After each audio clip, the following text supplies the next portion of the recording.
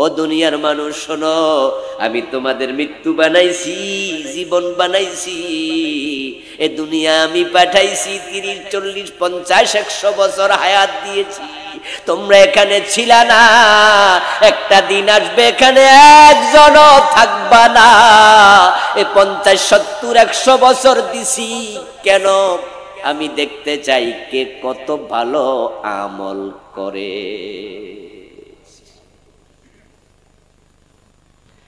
এখানে আমরা যারা আছি 100 বছর আগে একজনও ছিলাম না, 100 বছর পরে একজনও থাকার সম্ভাবনা। এ দুনিয়া থাকার জায়গা নয়, চলে যাবেন। এখন যেখানে যাবেন প্রস্তুতি নিন, প্রস্তুতি। কারণ দুনিয়ায় মানুষ থাকে 30, 40, 50 বছর, আর চোখ বন্ধ হওয়ার পরে যেখানে যাবেন সেখানে থাকবেন অনন্তকাল। মানুষ যেখানে যত বেশি থাকে তার প্রস্তুতি লাগে ততই বেশি, নসেদ থাকাটা আরামদায়ক হবে না। আপনাদের এখানে বাজার আছে, বিজরা বাজার আছে না? এখান থেকে বিজরা বাজার গেলে প্রস্তুতি একরকম, কুমিল্লায় রওনা দিলে আরেক রকম, ঢাকায় রওনা দিলে আরেক রকম, দুবাই রওনা দিলে আরেক রকম। এখন যদি আপনি বিজরা বাজার যান, পকেটের মানি ব্যাগ এনাফ, গায়ে টি শার্ট আছে এনাফ, লুঙ্গি যদি হয় তাও চলে, প্যান্ট না হলো অসুবিধা নাই। কিন্তু ঢাকায় রওনা দিলে একটু পরিপাটি লাগে, আপনি প্যান্ট পায়জামা পরে তারপরে যাবেন। আপনার মানি ব্যাগটা একটু টাকা পয়সায় মোটা হওয়া লাগবে, না হয় প্রতিমধ্যে বিপদ হবে। রাস্তায় যাবেন, গাড়ি ভাড়া না দিয়া শরম পাবেন, অথবা ড্রাইভার আপনাকে হেল্পার নামাইয়া দেবে, না ভাড়া ছাড়া নেব না। তাই প্রস্তুতি লাগবে সেরকম। যদি দুবাই রওনা দেন, মানি ব্যাগই এনাফ নয়, পাসপোর্ট এবং ভিসাও লাগবে, না হয় এয়ারপোর্টে ঢুকতেই দেবে না। এই দুনিয়ার জায়গা এক জায়গায় আর এক জায়গায় প্রস্তুতির ভিন্নতা। এমন জায়গায় চোখ বন্ধ হলে যাবেন যেখানে গেলে আর কেউ ফিরে না, হাজার হাজার কোটি কোটি বছর থাকা লাগবে। ওখানের জন্য প্রস্তুতি দরকার আছে না নাই? কিন্তু 30, 40 বছরের জন্য তো বিল্ডিং বানাইলেন, বাড়িঘর বানাইলেন। হাসান রাজা নাকি বানায় নাই, এবং সে নাকি বলতো বানায়া লাভ কি, কয়দিন থাকবো জানি না। কিন্তু আমরা তো বানাইছি, কতদিন থাকবো জানি না। কিন্তু মরার পরে যে কোটি কোটি বছর সেখানে থাকা লাগবে, অনন্তকাল, এটা কে জানে না। কিন্তু সেখানের প্রস্তুতির বড়ই অভাব। আমার প্রিয় ভাইয়ারা, যেই কোনো দিন আজরাইল চলে আসবে, without any information, without any signal. মৃত্যু এমন এক অনিবার্য সত্য যেটা আল্লাহ তাআলা কোন নবীকেও জানান না। আল্লাহ তাআলা 5টি এলেম দুনিয়ার কাউকে দেন নাই, কোন নবী রাসূল কাউকে নাম, যে 5টার নাম হলো উম্মুল গায়েব। তার মাঝে একটা হলো ওয়ামা তাদরি নাফসুম বিআইয়ি আরদিন তামুত, মানুষ কোথায় মারা যাবে এটা কেউ জানে না। হযরত সুলাইমান আলাইহিস সালাম দাঁড়ানো অবস্থায় মারা গেছে। ওনার হাতের লাঠিতে উনি ভর দিয়েছিলেন, ওই লাঠিটা পোকা খেয়েছে, তিনি কাঠ হয়ে পড়লেন। তখন লোকজন বুঝছে সুলাইমান মরেছে। এই দাঁড়ানো অবস্থায় মৃত্যুবরণ করা প্রমাণ করে নবী সুলাইমানকে বসার সময় আজরাইল দেন নাই।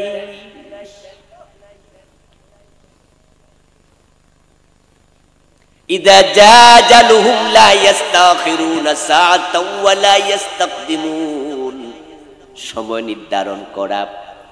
আল্লাযী খালাকাল মাউতা ওয়াল হায়াতা, আল্লাহ মৃত্যু বানাইছে আগে, জীবন বানাইছে পরে। এজন্য মানুষ যে মরে হঠাৎ আসলে মরে না। আমরা বলছি হঠাৎ, কিন্তু কে কখন মারা যাবে এটা আল্লাহর ইলমে আগেই জানা আছে না নাই? মৃত্যু নির্ধারিত। মৃত্যুর স্থান পর্যন্ত নির্ধারিত। রাসূলুল্লাহ সাল্লাল্লাহু আলাইহি ওয়াসাল্লাম বলেছেন, ইযা কাদাল্লাহু লিআবদিন আন ইয়ামুতা বিআরদিন জাআলা লাহু ইলাইহা হাজা। তোমার মৃত্যুর যে জায়গাটা নির্ধারণ করা, ওখানে তোমাকে মৃত্যুর আগে এক ওসিলায় না এক ওসিলায় আল্লাহ পৌঁছিয়ে দেবেনি। আমাদের দেশে যদিও আমরা মাইকিং করার সময় অনেক সময় বলি অকাল মৃত্যু, এবং কারো মৃত্যুর খবর শুনে আমরা ইয়াংরা মারা গেলে এই কথাটা বেশি বলে যে অল্প বয়সে মরে গেছে, অকাল মৃত্যু হয়েছে। আসলে অকাল বলতে কিছু নাই, প্রত্যেকটা মৃত্যু নির্ধারিত। মানুষের জন্মের আগে মৃত্যু নির্ধারিত। আল্লাযী খালাকাল মাউতা ওয়াল হায়াতা, মৃত্যু আগে তার হায়াত পরে। হ্যাঁ, আমরা আপাত দৃষ্টিতে দেখি মানুষের জন্ম আগে মৃত্যু পরে, কিন্তু আল্লাহ বলছেন মানুষের মৃত্যু আগে জন্ম পরে।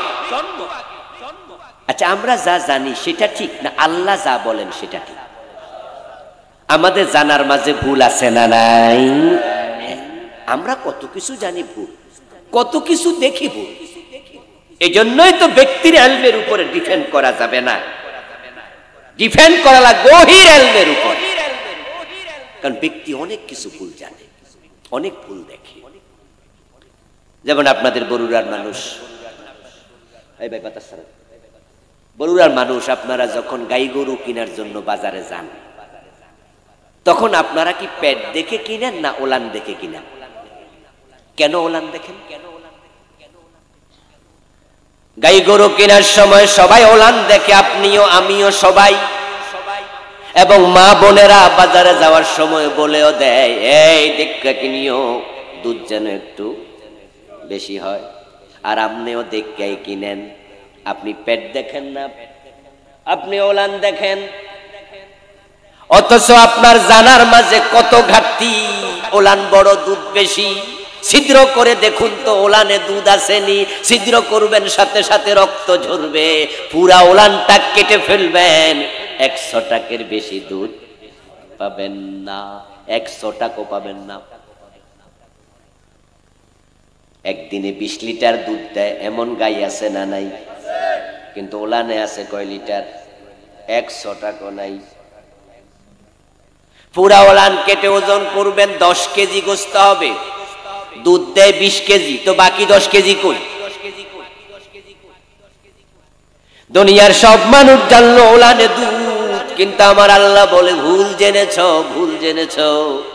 ইন্না লাকুম ফিল আনআমি লাইবরাহ নুসকিকুম মিম্মা ফি বুতুনিহি মিন বাইনি ফারসিন ওয়া দামিন লাবানান খালিসা ওয়া সায়গান লিশারিবিন।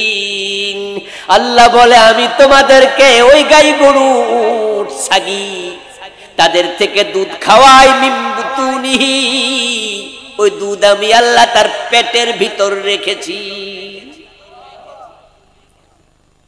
আমরা চাইলাম ওলান, আল্লাহ কই ফেট। তাহলে ফেটের ভিতরে কই? মিম্বাইনি ফারসিন, গোবরের ভিতরে। আল্লাহ বলতেছে আমি গোবরের ভিতরে দুধ রেখেছি। তাহলে গাই গরু জবে করার পরে গোবর সাপ দিবেন, দুধ বাড়িব তো কই? সাপ দিলে বাইর হবে, দেখবেন ময়লা পানি। আপনি তো দেখলেন পানি, আমার আল্লাহ বলে দুধ। ওয়াদামিন লাবানান খালিসা, আমি গোবরের ভিতরে এবং রক্তের ভিতরে দুধ রাখি। তামাম দুনিয়ার সব প্রাণী বিজ্ঞানী এক জায়গায় একত্রিত হয়ে গরু কেটে টুকরো টুকরো করলেও দুধ খুঁজে পাবে না, কারণ দেখার মতো ক্ষমতায় চোখের নাই।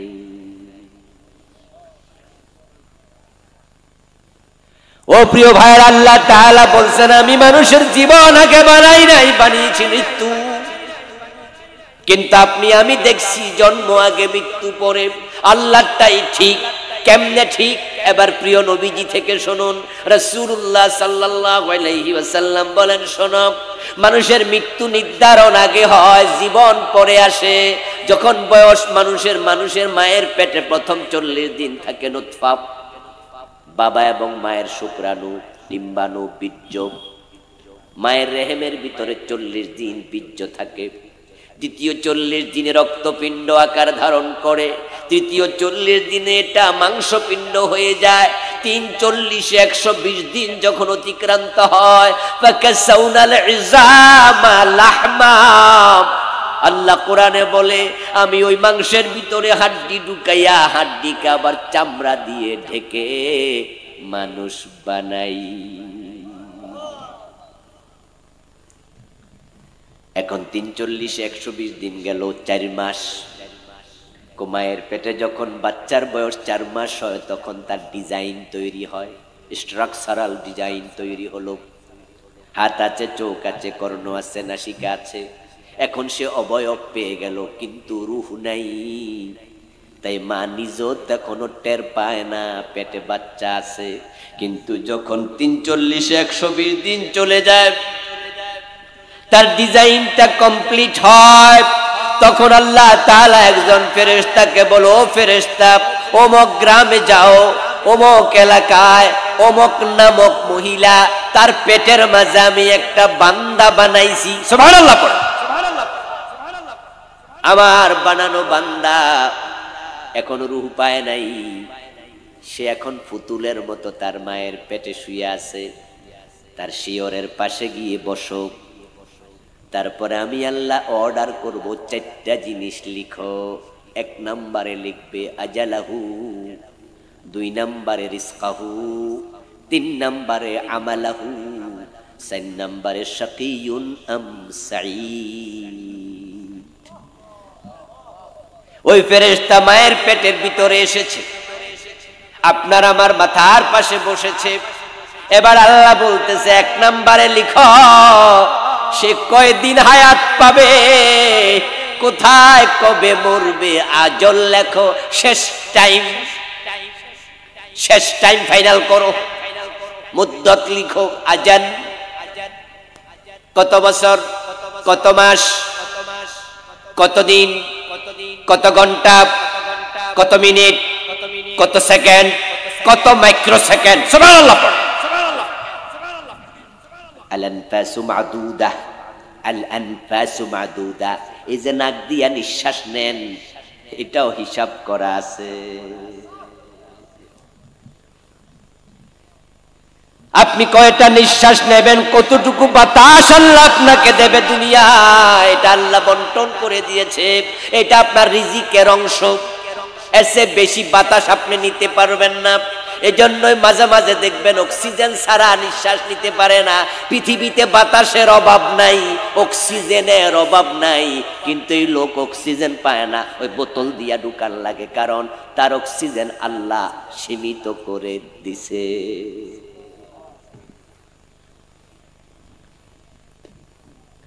আত্মীয় স্বজনরা রোগী দেখার জন্য হাসপাতালে গেছে, পয়সাওয়ালা মানুষ, দেখা যায় অমুকে নিচে 1 কার্টুন একবারে পুরা 10-20 কেজি আপেল, আরেকজন 20 কেজি কমলা, আঙ্গুর, অভাব নাই, রুম ভরে গেছে। কিন্তু যাকে দেখতে গেছে এত আপেল আঙ্গুর নিয়া, আল্লাহ তার রিজিক বন্ধ করে দিছে। ওকে নাকে দিয়া ডাক্তার তরল খাবার দেয়, দুনিয়ার খাবার ক্লোজ। রিজিকের অভাব নাই, কিন্তু তোমার রিজিক শেষ।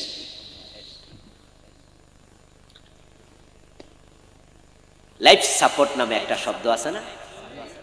আপনারা শিক্ষিত মানুষ তো জানেন না? জানেন না? লাইফ সাপোর্ট বলতেছে কোমায় চলে গেছে।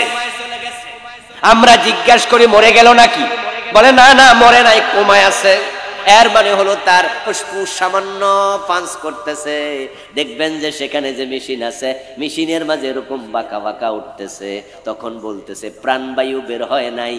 এরকম লাইফ সাপোর্টে 6 মাস থাকে এমন রোগীও আছে।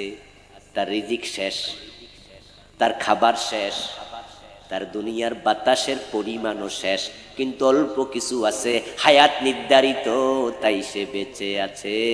আবার আরেকজন সুস্থ সবল হঠাৎ মরে গেছে, কারণ তার হায়াতটাই শেষ। ওই ফেরেশতা এসেছে, চারটা জিনিস লিখলো। এক নাম্বার হলো কবে মারা যাইবা, কোথায় মারা যাইবা। আমার এক পরিচিত লোক বিদেশে চাকরি করত, কনস্ট্রাকশনের কাজ, বিল্ডিং এ অনেক উঁচু ভবনে কাজ করছে, 12-14 তলা উঁচু। তার এক কলিগ কাজের কর্মচারী ওখান থেকে ছিটকে পড়ে গেছে নিচে। তারা ছিল নিচে, কয়েকজন হাঁটতেছিল, উপরে কাজ করছে, পড়ে গেল নিচে। যখন দেখলো এত উপর থেকে পড়ছে, তারা দৌড় মারছে, ভাবছে হাড্ডি গুড্ডি ভাঙ্গা শেষ। আর এত উঁচু, মাঝখানে তো মরে যাবো নিঃশ্বাস বন্ধ হইয়া ডরে। কিন্তু লোকটা নিচে নাই না, একবারে উচ্চা খারাইয়া গেছে বিড়ালের মতো। বিড়ালরে দেখছেন নি উপরেতে পড়লে, হ্যাঁ পড়তে দেরি, খারাইতে দেরি করে। ওই ছেলেটা পড়লো, পরে বিড়ালের মতো খারাই গেল, কিচ্ছু হয় নাই। ওরা তো বলে আমরা তো আশ্চর্য, কি রে কি দেখলাম, স্বপ্ন টপ্ন দেখলাম নি। আইসা এরে ধরতেছি, কি হয়েছে রে? হে হাসতেছে, কি ব্যথা পাস নাই? কয় না। কি কস? কি দেখলাম? এই মিষ্টি খাওয়া, মিষ্টি খাওয়া। হে তো কয় যে ঠিকই তো। মিষ্টি কেনার জন্য রোডের ওই পাশে রওনা দিছে, মিষ্টি দোকান ও পাশে, রাস্তা পার হওয়া লাগে, রাস্তার মাঝখানে গেছে আর একটা ট্রাক এসে চাপা দিয়া শেষ। এই লোকটাই যে মিষ্টি কিনতে গেছিল, উপর থেকে পড়ছিল। ব্যাপারটা আসলে কি? আমাকে যখন বললো এই কাহিনী কয়েক বছর আগে, আমি তখন বললাম ব্যাপারটা অতি সহজ। সেটা হচ্ছে তার মৃত্যুর স্থানটা এখানে ছিল না, ছিল রোডের মাঝখানে। আজরাইল সেখানে এসে অপেক্ষা করতেছিল, কিন্তু বেড়া তো রয়েছে 12 তলা ছাদের উপরে। তো কবে নামবো না নামবো, স্টেশন নাই। আরেকটা আইসা ধাক্কা মারছে, আরেকটা কোলে করে নামাইছে, পরে তোমরা ধাক্কাইয়া ফাটাইছে।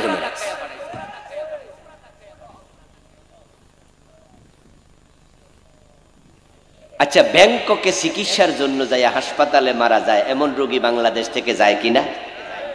এই যে ব্যাংককে গেছিল, মরতে গেছিল না বাঁচতে গেছিল? গেছিল কি লেগা, কিন্তু বাঁচলো না, মরল। কবে এসে যায় আজরাইল বলা যায় না। এই জন্য মৃত্যুর কোনো কারণ লাগে না, 1 সেকেন্ডের নেই ভরসা। মরণ ঘাড়ের পরে, বিপুল সম্পদ করছো জড়, ভোগ বিলাসের তরে। বুলবুল পাখির নেই এসে চিনু হেতা, বেদে চিনু বাসা বড়ই মমতায়। সময় হলে শেষ, সেরেই পরিবেশ, যেতে হবে সেথায়, নিয়তি যেথায়।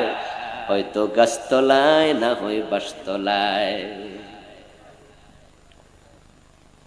1 সেকেন্ড সময় কাউকে দেয় না, সময় আসবে শেষ। তারপরে ফেরেশতা বেরিয়ে গেল। ওই মায়ের পেটে 4টা জিনিস লিখে আপনার তাকদীরের মূল পয়েন্টগুলো ফাইনাল করলো। তারপরে ফেরেশতা চলে গেল, রুহের জগৎ থেকে আল্লাহ আবার রুহ পাঠালো। ওই রুহ আপনার মায়ের পেটে এসে আপনার সাথে জড়ো হলো। তখন মায়ের পেটে সন্তান নড়াচড়া শুরু করে। তখন মা টের পায় বাচ্চা পেটে নড়ছে, এর আগে মাও টের পায় না। এবার আপনারা এই হাদিস শুনে বলুন তো, ব্যক্তির রুহ আসলো আগে না মৃত্যু ফাইনাল হলো আগে? এখন মৃত্যুর পর কোথায় যাবেন? যেখানে যাবেন আল্লাহ তাআলা বলছেন হাত্তা যুরতুমুল মাকাবির, তোমাদের যাওয়ার জায়গার নাম মাকাবির। বহু বচন, এক বচন মাকবারা, কবর। قال رسول الله صلى الله عليه وسلم ما رأيت منظرا قط إلا والقبر أفزع منه। নবীজি মুহাম্মদ বলেন, যে মাটির গর্তকে তোমরা কবর বলছো, শোনো, আমি এই মাটির গর্ত কবরের মতো মারাত্মক কোন জায়গা আর কোথাও দেখি নাই।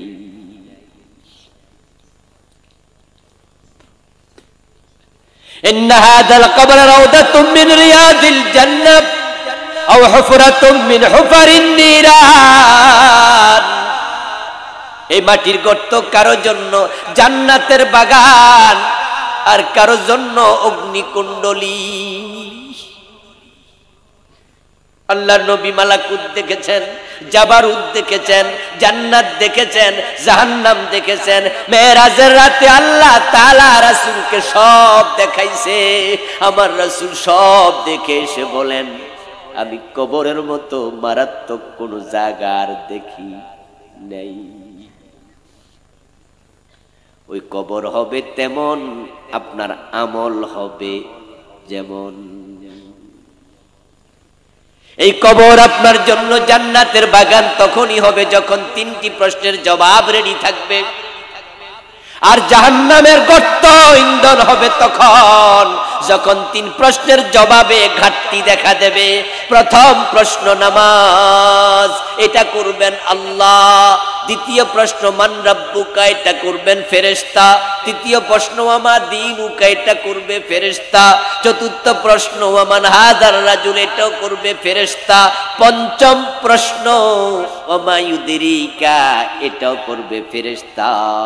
তিন প্রশ্ন বিখ্যাত, দুই প্রশ্ন অবিখ্যাত। কবরের প্রশ্ন তিনটি নয়, প্রশ্ন হবে পাঁচটি। তবে শুরুটা করবেন আল্লাহ নিজে। মানুষ যখন কবরস্থ হবে, ফেরেশতা যখন জাগাবে, জেগে দেখবে সূর্য ডুবে যায়। আল্লাহ সূর্যকে ডুবন্ত অবস্থায় রেখে সাইকোলজিক্যাল টেস্ট নেবে, দেখি ব্যক্তি বলে কি। যারা বলবে কথা বলবো না ফেরেশতা তোমাদের সাথে, আগে নামাজ পড়তে চাই, তাদের বাকি সব প্রশ্নের দায়িত্ব আল্লাহ নিজে নিয়ে নেবে। এই প্রশ্নটা বাংলাদেশে আলোচিত কম হয়। মান রাব্বুকা দিয়ে আমাদের আলোচনাটা একটু বেশি শুরু হয়, হাদিসে আছে। কিন্তু قال رسول الله صلى الله عليه وسلم إذا أقبر الرجل إذا أقبر المرء مثلت له الشمس عند غروبها فيجلس ويمسح عينيه فيقول دعوني أصلي। মানুষকে কবর দেয়া হলো এবং যারা কবর দিল তারা বাড়ি পর্যন্ত নয়, তারা মাত্র কয়েক কদম হাঁটলো। কবরস্থ লোকের কাছে ফেরেশতা আসলো, তাকে ডেকে তুললো, বসালো, দাঁড় করালো। সে দাঁড়াইয়া জেগে ওঠে বসে, তাদের পায়ের জুতার আওয়াজ নিজের কানে শুনবে। তারা এখনো দূরে যায় নাই, এর মাঝে সে দেখতে পাবে সূর্য ডুবে যায়। আর ফেরেশতা বলবে মান রাব্বুকা। রাসূলুল্লাহ বলেন, যে ব্যক্তি নামাজি তার মনে পড়ে যাবে সূর্য তো ডুবে যাচ্ছে, আসরের নামাজ তো পড়ি নাই। দিনের 12টা হোক আর রাতের 12টা হোক, দুপুর হোক আর সন্ধ্যা হোক, সূর্যকে ডুবন্ত অবস্থায় হাজির করবেন কে? এটা আল্লাহর কাজ। সূর্যকে ডুবন্ত অবস্থায় আল্লাহ হাজির করবেন। জোহর পড়েছেন, ঘুমিয়ে গেছেন, কখন যে আসর টাইম চলে গেল টের পান নাই, কেউ ডাকেও নাই। হঠাৎ করে মাগরিবের আজানের আগে জেগে উঠলেন। জেগে উঠে ঘড়ির দিকে তাকায়া দেখেন সূর্য ডুবার 10 মিনিট বাকি। যারা 5 ওয়াক্ত নামাজি, তাদের কাছে ওই মুহূর্তে আসরের মতো দামি কাজ পৃথিবীতে আর নাই। সূর্য ডুবে যাচ্ছে, পাগলের মতো দৌড় মারবে, ইন্না লিল্লাহি ইন্না লিল্লাহ। এই আমারে ডাকলা না কেন? সূর্য ডুবে যাচ্ছে, আসর তো পড়ি নাই। হইসই করে দৌড় মারবে। পিছন দিয়ে যদি কেউ ডাকে, কোনো সাড়াই দেবে না। মা ডাকুক, বাবা ডাকুক, ইশারা দিয়ে বলে দেবো বাবা একটু পরে কথা শুনবো, আগে নামাজের টাইম যা। মায়ের ডাক, বাবার ডাক, বন্ধু বান্ধব, স্ত্রী পুত্র, কারো ডাকের গুরুত্ব নাই। যে 5 ওয়াক্ত নামাজি কখনো নামাজ কাজা করে না, টাইমে তার কাছে নামাজের দাম কত বেশি। কারো কথা শুনবে না, আগে নামাজ। আল্লাহ মরার পরে কবরে সূর্যকে ডুবন্ত অবস্থায় দিয়ে এটাই পরীক্ষা করতে চাইবে, দেখি ব্যক্তি কি বলে। সূর্যকে আল্লাহ তাআলা ডুবন্ত অবস্থায় রেখে ফেরেশতা পাঠাইছে। ফেরেশতা জিজ্ঞাসা করছে মান রাব্বুকা। রাসূলুল্লাহ বলছে, যে ব্যক্তি ভালো মানুষ, নামাজি মানুষ, ঘুম থেকে উঠে মানুষ যেমন চোখ কসলায়, সেরকম চোখ কসলাবে। ইয়ামসাহু আইনাইহি, সে চোখ কসলাবে আর বলবে দাউনি উসাল্লি, এ মিয়ারা কথা বলার সময় নাই, আগে আসরের নামাজ পড়ি। সুবহানাল্লাহ। আল্লাহর প্রশ্নে পাশ। ইউসাব্বিতুল্লাহু আল্লাযীনা আমানু বিল কওলি সাবিতি ফিল হায়াতিদ দুনিয়া ওয়া ফিল আখিরাহ। কোরআনের আয়াত, যে ব্যক্তি আল্লাহর প্রশ্নে পাশ করবে পরবর্তীতে তাকে ঈমানের উপর অটল অবিচল আল্লাহ নিজে রেখে দেবেন। কবরের প্রশ্নগুলো কি বাংলায় হবে না আরবিতে হবে? তো সবাই আরবি জানেন তো? সবাই তো জানে না, সবাই তো আরবি বোঝে না, তো সে আরবির উত্তর কিভাবে? আপনারা তো অনেকে আছেন যে আরবি জানেন। আমি যদি আপনাকে জিজ্ঞাসা করি ইয়া হাবিবি মাসমুকা, তো আপনি তো মাথা লাগাবেন এটা হুজুরে কি করি। কিন্তু যে আরবি জানে সে বুঝবে যে আমার জিজ্ঞাসা করছে দোস্ত তোমার নাম কি। আচ্ছা এবার বলুন তো, আবু জেহেল আবু লাহাব তারা কি আরবি বুঝতো না? তারা কি আরবি জানতো না? তো মান রাব্বুকা ওয়া মা দীনুকা, এই প্রশ্নের উত্তর কি কবরে তারা দিতে পারছে? পারেনি। পারেনি। কোন বেঈমান পারবে না, আরবি জানলেও পারবে না। আল্লাহ আরবি ভুলাই দেবে। একদলকে আল্লাহ আরবি ভুলাই দেবে, আর একদলকে আল্লাহ আরবি শিখাইয়া দেবে। কবরের জগৎ থেকে, মৃত্যুর পর থেকে, হাসর, জান্নাত, জাহান্নাম, মিজান, ফুল সিরাত, সব জায়গায় সব কিছু নিয়ন্ত্রণে থাকবে কার? তার সাথে সম্পর্ক বাড়াও। আইয়ুকুম আহসানু আমালা।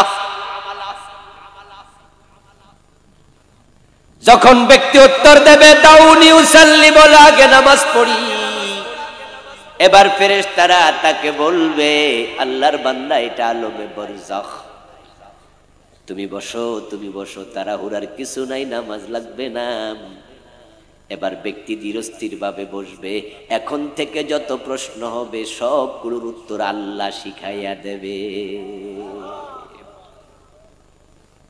আর যারা নামাজে ফাঁকি দিয়েছে তারা ধরা খেয়ে যাবে।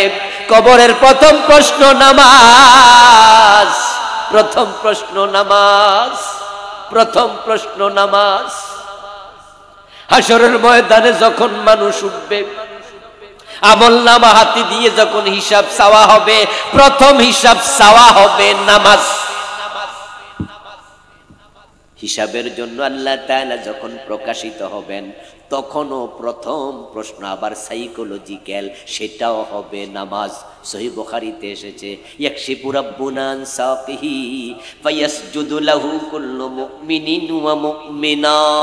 আল্লাহ যখন তার নালার কাপড় তোলা দেবেন, নালা প্রকাশ করবেন, মানে তিনি প্রকাশিত হবেন, আল্লাহকে দেখার সাথে সাথে দুনিয়ায় যত মুমিন বান্দা বান্দি ছিল হাসরের ময়দানে আজকে হাজির, আল্লাহকে না দেখে সিজদা করেছে। আল্লাহকে প্রথমবার দর্শনের সাথে সাথে সবাই সিজদায় পড়ে যাবে।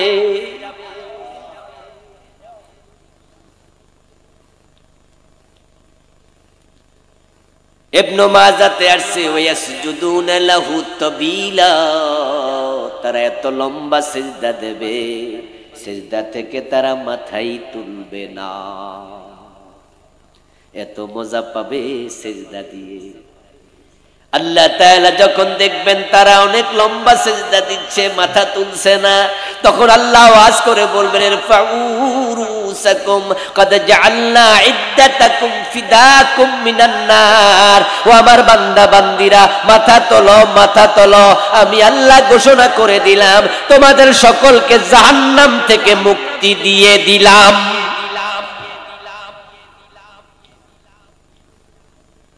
ويبقى من كان يسجد في الدنيا رياء والسمعا فيذهب ليسجد فيعود ظهره طبقا واحدا। রাসূলুল্লাহ বলছেন দুনিয়া দুই নাম্বার নামাজি, সমাজের ঠেলায় নামাজ পড়ছে, জুমায় না গেলে মানুষ কি বলবে? মানুষ বলবে বেনামাজি মেম্বার, ভোট দেব না, বেনামাজি নেতা বিচারক বানাবো না, জুমা পর্যন্ত পড়ে না, বদনাম হয়ে যাবে। তাই দেখা যায় এমন কিছু মুসল্লি জুমার নামাজে যায়, পুরা সপ্তাহ মসজিদের ধারে কাছে, এমন দু চারজন বড়ুরা আসেনি। মানুষকে দেখানোর জন্য নামাজ পড়ে, লোকের শ্রুতির জন্য নামাজ পড়ে, দেখানোর জন্য নামাজ পড়ে। রাসূলুল্লাহ বলেন যখন ভালো নামাজিরা সিজদায় যাবে তখন ওরাও সিজদা করার চেষ্টা করবে, কিন্তু তাদের মেরুদণ্ডের হাড্ডি আল্লাহ কাঠের মতো সোজা বানাইয়া দেবে। ফেল, তারা ফেল। ফেরেশতা বলবে মান রাব্বুকা, তুমি যদি দাউনি উসাল্লি বলতে না পারো, নামাজ পড়বো এই কথা বলতে না পারো, তুমিও ফেল। এই কথাগুলো শুধু তারাই বলবে যারা 5 ওয়াক্ত নামাজে যত্নবান হবে। এই জন্য প্রিয় ভাইয়েরা, নামাজের ব্যাপারে সিরিয়াস হয়ে যান। আখিরাতে নামাজের গুরুত্ব এত বেশি হবে যেটা কল্পনাতীত। রাসূল বলছে হাসরের ময়দানে আমলনামা হাতে দিয়ে ফেরেশতা নামাজের বিষয়ে যখন আমলনামা হাতে দেবে, আল্লাহ তাআলা নামাজের বিষয়ে প্রশ্ন করবে। নামাজের জবাব যে ঠিকঠাক মতো দেবে তার বাকি সব প্রশ্ন আল্লাহ আসান করে দেবে, সে সফল হয়ে যাবে। এজন্য আসুন আমরা নামাজি হই এবং আইয়ুকুম আহসানু আমালা এই শব্দের আলোকে নামাজ পড়ি। উত্তম নামাজ, উত্তম আমল। বাংলাদেশের নামাজ কিন্তু খুবই দুর্বল নামাজ, দুর্বল আমল। রুকু থেকে সোজা হয়ে দাঁড়ায় না, 2 সেজদার মাঝখানে সোজা হয়ে বসে না। তারাবির নামাজ যখন আসবে রমাদানে এত তাড়াহুড়া করে পড়া হয় যে নামাজে কেরাত কি করছে ইমাম নিজেও 18 মিনিটে 20 রাকাত তারাবি শেষ। তারাবির নামাজের গতি কনকট বিমানের চেয়েও বেশি। কি পড়ছে তামাশা। আচ্ছা, এটা কি উত্তম নামাজ নাকি অনুত্তম? আল্লাহ বলছে আইয়ুকুম আহসানু আমালা, উত্তম আমল। আমলের ক্ষেত্রে শ্রেষ্ঠ আমল। জিকির করতে গিয়ে অনুত্তম জিকির করে। কি যে পড়ে আমি দেখি সালাম ফিরানোর পরে 33 বার সুবহানাল্লাহ পড়ে। অনেকের আঙ্গুলের দিকে তাকাই দেখি যে সুবহানাল্লাহ। আপনি দেখবেন যে এমন গতি এরকম করতেছে। আচ্ছা, সুবহানাল্লাহ সুবহানাল্লাহ সুবহানাল্লাহ এরকম যদি আপনি পড়েন, উচ্চারণ শুদ্ধ করেন, তাহলে তো আপনার আঙ্গুল আসতে চলবে, কিন্তু আঙ্গুলের গতির দিকে তাকায় বোঝা যাচ্ছে সে সুন্দর উচ্চারণ করছে না। পাশে দাঁড়িয়ে সুন্নত পড়ছে, আপনার পাশে দাঁড়িয়ে। এমন অবস্থা দেখি মাঝে মাঝে নামাজ পড়ে, আমি এখনো 3 আয়াত পড়ে শেষ করি নাই। আলহামদুলিল্লাহি রাব্বিল আলামিন আর রহমানির রহিম মালিকি ইয়াউমিদ্দিনে যাই নাই, অলরেডি আমার পাশে দাঁড়ানো লোকটা রুকু শেষ। আপনাদের কাছে আমি প্রশ্ন করতে চাই, আমি যদি 3 আয়াত শেষ করতে না পারি, উনি সূরা ফাতিহা শেষ, 3 আয়াত কমপক্ষে একটা ছোট্ট সূরা ইন্না তোয়াইনা হলো তো পড়ছে, এটাও শেষ, উনার রুকুও শেষ, আমার 3 আয়াত হয় নাই। আচ্ছা, আপনারাই বলুন তো উত্তম তেলাওয়াত হয়েছে? আল্লাহ বলছে আইয়ুকুম আহসানু আমালা। আমি চাই, দেখতে চাই কি উত্তম আমল করেছে। আমল বেশি হোক এটা নয়, আমল উত্তম হোক সেটা। বেশির ব্যাপারে শুধু একটা আমল আল্লাহ কোরআনে বলছে, সেটা হচ্ছে উযকুরুল্লাহ যিকরান কাসীরা। জিকির হবে বেশি, আল্লাহর নামের জিকির বেশি বেশি করো। রাসূলুল্লাহ সাল্লাল্লাহু আলাইহি সাল্লাম তাহাজ্জুদ পড়তেন মাত্র 8 রাকাত। তিনি চাইলে এক রাতে 20 রাকাতও করতে পারেন। আপনি নফল নামাজ পড়ছেন এতগুলা, কিন্তু আগামাতা নাই, কেরাত সুন্দর না, রুকু সুন্দর না, সেজদা সুন্দর না। রাসূলুল্লাহর আমলের দিকে একটু তাকান না ভাই, দেখবেন যে এমন ছিল যে রুকুতে যেতেন, মা আয়েশা বলেন যে আমি ভাবতাম রাসূলুল্লাহ কি সেজদার কথা ভুলে গেলেন। উনি নামাজে দাঁড়িয়েছেন, এত লম্বা কেরাত পড়ছেন, তারে মাকাদামাহু, অবস্থা এমন হতো যে রাসূলুল্লাহ 2 পা ফুলে মোটা হয়ে যেত। আমার স্বামী রাসূলুল্লাহ সেজদায় যেতেন, এত লম্বা সেজদা, আমি মাঝে মাঝে ভয় পেতাম তিনি সেজদায় মরে গেলেন কিনা। আমি সিমটি কাটতাম, উনি পা নাড়া দিতেন, তখন বুঝতাম যে উনি মরেন নাই। কম পড়েন সুন্দর পড়েন, কম পড়েন সুন্দর পড়েন। আমাদের দেশে একসময় এত ব্রিজ কালভার ছিল না, কিছু কিছু ছোট ছোট খাল ছিল যেগুলা দিয়া পার হওয়ার জন্য সাঁকো বানানো হতো বাঁশ দিয়া। আপনাদের এলাকায় ছিল না যে ছোট্ট খাল, তো এটা পার হওয়ার জন্য একটা বাঁশ দিয়া 2টা বাঁশ দাঁড় করাইয়া দিত, মানুষ একটা ধরে ধরে পার হয়ে যেত। আমার প্রিয় ভাইয়েরা, আপনার পায়ের তলায় একটা বাঁশ দিছে, একটা বাঁশ দিয়া শত শত মানুষ কিন্তু প্রতিদিন পার হইছে। আচ্ছা বলুন তো, ওই বাঁশের জায়গায় যদি পাটখড়ি 10টা দিত, পার হইতে পারতো? পাটখড়ি বোঝেন তো, ওই যে পাটের ভিতরে যেটা থাকে, হুরমুর, হ্যাঁ হুরমুর। আচ্ছা বলুন তো, বাঁশের জায়গায় যদি 10টা হুরমুলা দিতেন আর হতে পারতেন? দুর্বল। قال رسول الله صلى الله عليه وسلم اخلص دينك يكفيك العمل القليل। তোমার আমলটা খাঁটি বানাও, সুন্দর বানাও, অল্প আমল নাজাতের জন্য যথেষ্ট হয়ে যাবে। আজকের এই মাহফিল থেকে একটি সবক নিয়ে একটু বাড়ি জানতো, আজ থেকে তাড়াহুড়া করে নামাজ পড়বেন না। রাজি আছেন আমার সাথে? নামাজে তাড়াহুড়া করা যাবে না। তাড়াহুড়াকে আজকে এখানে খতম করে মাটি দিয়ে বাড়ি যাবেন। 4 রাকাত পড়ার সময় হাতে নাই, জোহরের নামাজের 2 রাকাত সুন্নত পড়তে পারবেন। ঘড়ির দিকে তাকায়া দেখছেন জামাত হলো 101টা, 8 মিনিট বাকি আছে, 6 মিনিট বাকি আছে। এখন যদি 4 রাকাতের নিয়ত করি, তাহলে 4 রাকাতে 6 মিনিট পড়লে কি করতে হবে? তাড়াহুড়া করতে হবে। আপনি 4 রাকাতের নিয়ত না করে আপনি 2 রাকাতের নিয়ত করে সুন্দর করে পড়েন, কারণ সুন্নায়ে রাতেবা 10 রাকাতের হাদিসও আছে, 12 রাকাতের হাদিসও আছে। জোহরের নামাজের আগে 4 রাকাতের হাদিস আছে, 2 রাকাতের হাদিসও আছে। তো আপনি 4 রাকাতই পড়েন, আমরাও 4 রাকাতই পড়ি, কিন্তু তাকায়া দেখি সময় আছে 5 মিনিট। আচ্ছা 5 মিনিটে 4 রাকাত পড়া যাবে? এখন আপনি ঠিকই 4 রাকাতের নিয়ত পাচ্ছেন আর তাড়াহুড়া কইরা করলেন, এটা কি সুন্দর আমল হলো? আপনি 2 রাকাতই পড়েন, সুন্দর করে পড়েন। আবার আপনার হাতে সময় আছে 4 রাকাত 10 মিনিট লাগায়া পড়েন। আমার প্রিয় ভাইয়েরা, নামাজ যেন হয় উত্তম, এই নামাজ আপনাকে আল্লাহর কাছে পৌঁছিয়ে দেবে। যার নামাজ যত সুন্দর তার কবর তত সুন্দর। আসুন আমরা সকলে মিলে উত্তম আমল করি, আল্লাহর কাছে তৌফিক কামনা করছি, বলেন আমিন।